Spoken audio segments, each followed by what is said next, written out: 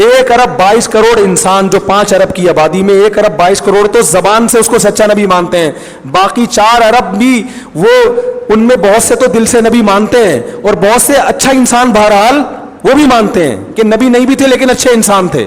بہت کم اس کائنات میں آپ کو ایسے ملیں گے غیر مسلم جو محمد صلی اللہ علیہ وسلم کو اچھا نہیں مانتے, آٹے میں نمک کے برابر ہے وہ, ورنہ سیرت پر تو سب کہتے ہیں ان کی تعلیمات بہت زبردست ہے.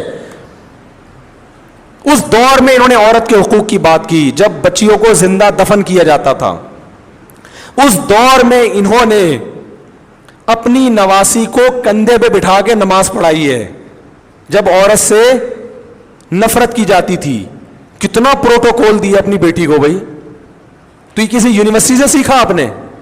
اور پھر تعلیمات زبردست, ان تعلیمات کو دنیا میں نافذ کرنے کا جو فارمولا تھا وہ انتہائی سوٹیبل, کہ 23 سال کے عرصے میں اپنا ویژن مکمل کر کے چلے گئے اور ایسی قوم تیار کر کے گئے ہیں کہ تھوڑے سے عرصے میں 22 لاکھ مربع میل پر اسلامی حکومت قائم ہو جاتی ہے. انسانیت ایسا, قرآن کے الفاظ دیکھو کہ فَأَلَّفَ بَيْنَ قُلُوبِكُمْ, کہ تم ایک دوسرے سے لڑتے تھے, ایک دوسرے کے خون کے پیاسے تھے, اللہ نے ان کے ذریعے تمہارے دلوں کو آپس میں سی دیا, جوڑ دیا. ایسے عرب نفرت کرتے تھے نا ایک دوسرے سے, لڑائیاں, اور ایسی محبت کے جنگ میں وہ کہہ رہے ہیں اس کو پہلے پانی پلاؤ میں بے شک مر جاؤں, ٹھیک ہے نا, اس کو پہلے پلاؤ. وَيُؤْثِرُونَ عَلَىٰ أَنفُسِهِمْ وَلَوْ كَانَ بِهِمْ خَصَاصَةٌ, خود بھوکا رہ کے مہمان کو کھانا کھلایا جا رہا ہے اور چراغ کو گل کیا جا رہا ہے کہ مہمان کو پتہ ہی نہ چلے کہ میں نے کھانا نہیں کھایا. یہ ٹریننگ. ایک صحابی ایک کسرا کے دربار میں بیٹھے ہوئے تھے, بادشاہ کے قاصد بن کے گئے نا, سفیر بن کے, ان کے منہ سے نوالا گر گیا, انہوں نے صاف کر کے کھا لیا. کسی نے ان کو کونی ماری کہ اتنے بڑے بادشاہ کے دربار میں آپ بیٹھے ہو, نیچے نوالا گر گیا, آپ اٹھا کے کھا رہے ہو, ایٹیٹیوڈ نہیں ہے نا, یہ تو بادشاہ کے دربار میں اچھا نہیں لگتا. انہوں نے کہا ان احمقوں کی وجہ سے اپنے نبی کے طریقے کو ہم نہیں چھوڑ سکتے. کانفیڈنس دیکھو کیسے پیدا کر دیا ہے. اور بھائی جب کسی کا ویژن درست ہو, بندہ کھڑا ہو, تو ہی ایسے قربانی دینے والے لوگ ملتے ہیں, جھوٹوں کو ایسے لوگ نہیں ملتے. مرزا غلام احمد قادیانی کو جو ترقی ملی ہے برطانیہ کی وجہ سے ملی ہے, سمجھ رہے ہو کہ نہیں سمجھ رہے؟ خود سے کچھ بھی نہیں ہوا, وہ تو انگریز تھا پہلے بر صغیر میں, اس نے دودھ پلایا اور پھر وہاں سے دوسری طاقتیں دودھ پلا پلا کے ان کو بڑا کر رہی ہیں, خود سے کچھ بھی نہیں ہے. اگر یہ طاقتیں ہاتھ کھینچ لیں دھڑام سے ساری عمارت گر جائے گی. لیکن محمد صلی اللہ علیہ وسلم کی مدد کرنے والا اس وقت کوئی بھی نہیں تھا. ساتھی ایسے تیار ہو گئے, اتنا کانفیڈنس کہ نوالا گرا ہے تو بھائی وہ اللہ کا رزق ہے بھائی. یا تو چلو گندی جگہ پر ہو نا, مٹی میں گر گیا ہو تو وہ ایک الگ بات ہے, لیکن دسترخوان پہ گرا ہے وہ تو صاف ہوتا ہے. تو انہوں نے کہا ہم اب اس کو بادشاہ کو کیا کہہ رہے ہیں, بے وقوف, یعنی کوئی متاثر ہی نہیں ہو رہے اس سے. حالانکہ اس وقت نبی کی کوئی ایسی حکومت قائم نہیں ہوئی, کوئی ایسا جاہو جلال نہیں, کوئی ایسا لباس نہیں, کوئی ایسی سواری نہیں ہے. غریب آدمی جب امیر کے پاس جاتا ہے وہ تو بیچارہ احساس کمتری میں آتا ہے, روب میں آ جاتا ہے نا. لیکن وہ صحابی غریب ہونے کے باوجود کہہ رہے ہیں یہ پاگل پاگل, یہ ہمیں سے کہیں گے ایٹیٹیوڈ, ان کو بولو تمیز ہم سے سیکھیں, صحیح ہے نا.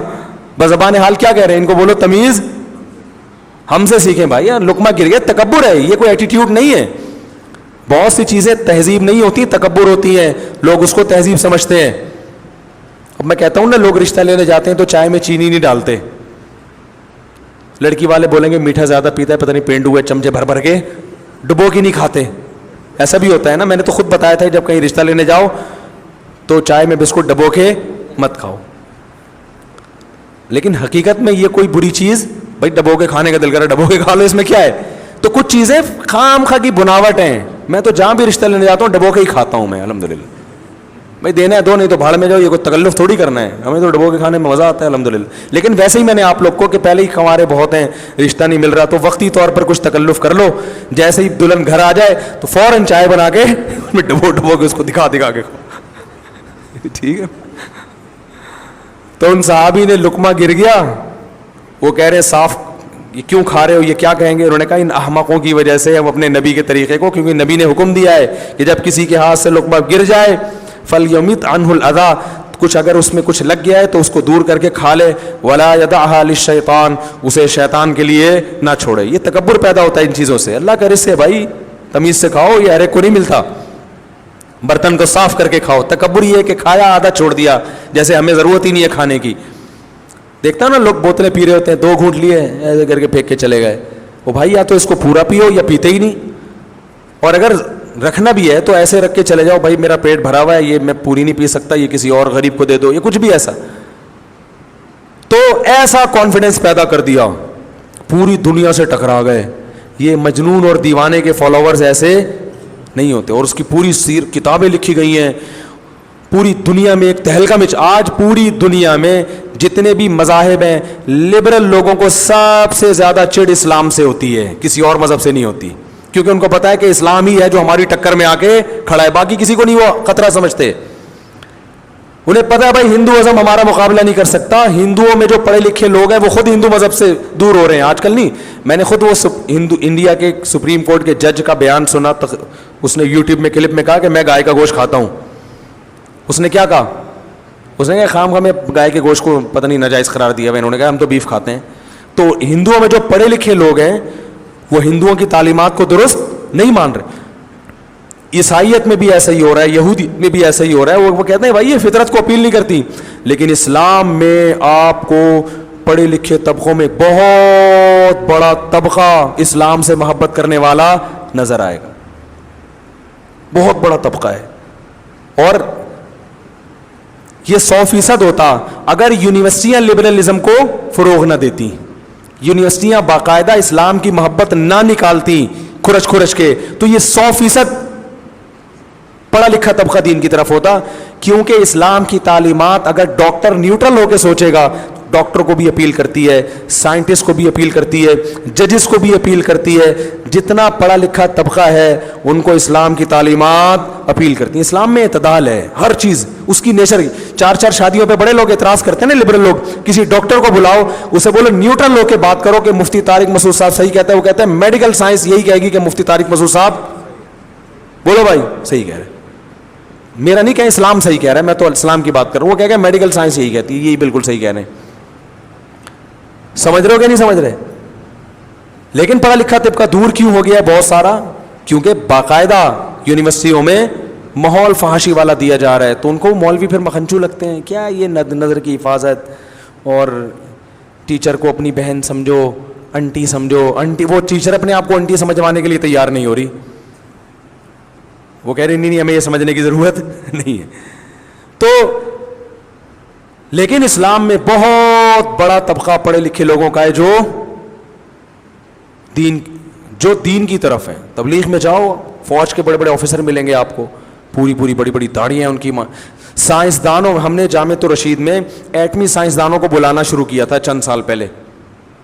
ان کی پریزنٹیشن پیش کی جاتی تھی, میں بھی اس میں بیٹھتا تھا. جو ڈاکٹر عبدالقدیر خان کے ساتھی ہیں, ایٹم بم بنانے میں ڈاکٹر صاحب کے ساتھ شریک تھے. میں حیران ہوا, ہم نے کہا یار یہ پہلے جب وہ آئے تو اتنی بڑی بڑی داڑیاں, اور ان کی جو اسپیچ تھی وہ ایسا لگ رہا تھا کوئی مولانا صاحب تقریر کر رہے ہیں. تو ہمارے طلبہ بھی حیران ہوئے, یار ہم تو سائنسدانوں کو کیا سمجھتے تھے, یہ بالکل کیا نکلے. وہ سارے اللہ کے قائل ہیں. ڈاکٹر عبدالقدیر خان کی بس داڑھی نہیں ہے, ورنہ وہ بھی بڑے مذہبی آدمی ہیں, علماء کا بڑا احترام کرتے ہیں, جامعۃ الرشید آ چکے ہیں وہ. اس وقت اندازہ ہوئی تو سارے مذہب سے محبت کرنے والے لوگ ہیں. تو ہم نے ایسے ایک سائنٹسٹ سے پوچھا, ہم نے کہا کہ آپ لوگ تو سارے ماشاءاللہ نمازی پرہیزگار, لیکن جو ہماری یونیورسٹیوں میں جو سائنسدان بن رہے ہیں وہ تو اکثر مذہب سے باغی ہوتے ہیں.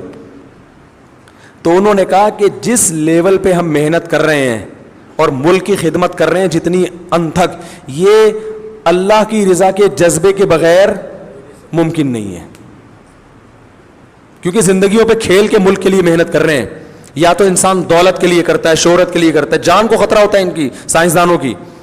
انہوں نے کہا یہ جو ہم نے پاکستان کی خدمت کی, اگر جنت جہنم کا تصور نکال دو اللہ کی رضا کا, تو اتنی محنت اتنے کم وسائل کے ہوتے ہوئے نہیں ہو سکتی. وسائل ہوتا پھر تو سب کچھ ہوتا ہے. تو انہوں نے کہا یہ تو سب اللہ کی رضا کے جذبے سے یہ کام کر رہے ہیں. تو جو لادینی قوتیں ہیں اور جو دہریت اور ایتھیزم دنیا میں پھیل رہا ہے, یا مذہب مخالف قوتیں دنیا میں پھیل رہی ہیں, ان کا مقابلہ کرنے والا صرف کون ہے؟ اسلام ہے. اور یہ پیش کس نے کیا؟ کسی بڑی یونیورسٹیوں میں نہیں اس کے لا کو لکھا گیا، یہ پیش کیا گیا 1400 سال پہلے، جو پہاڑوں پتھروں کا دور تھا، جب نہ جہاز نہ جناب گاڑیاں، بالکل ایک گاؤں دیہات کا ماحول. ہمارے گاؤں دیہات جو آج ہے نا، ان کا شہر اس گاؤں سے بدتر ہوا کرتے تھے. کوئی یونیورسٹی نہیں، کوئی ادارہ نہیں.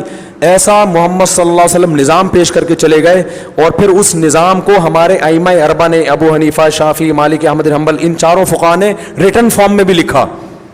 سمجھ رہے ہیں نا؟ ریٹن فارم میں آ گیا، پھر اس پہ کتابیں، پھر شروحات ہوتے ہوتے ایسا جاندار نظام وجود میں آیا کہ ہر مسئلے کا حل اس میں موجود ہے. اور وہ